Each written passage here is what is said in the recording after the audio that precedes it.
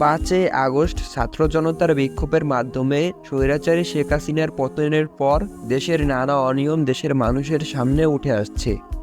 এই অনিয়ম আমাদের দেশে গত 15 বছর ধরেই ছিল, কিন্তু এর বিরুদ্ধে আমরা কোনো আওয়াজ তুলতে পারতাম না।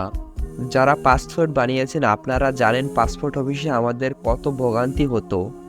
দালালদের ছাড়া পাসপোর্ট অফিসে পাসপোর্ট বানানো যেন অসম্ভবই ছিল প্রায়।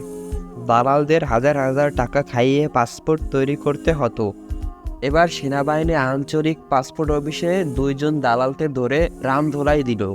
সকল দালালদেরই এরকম ধরে আইনের আওতায় আনা হোক এবং তাদের চূড়ান্ত শাস্তি দেওয়া হোক। দেশ থেকে সকল অনিয়ম দূর করতে হবে, তাহলেই আমরা আমাদের সোনার বাংলাদেশ পাবো।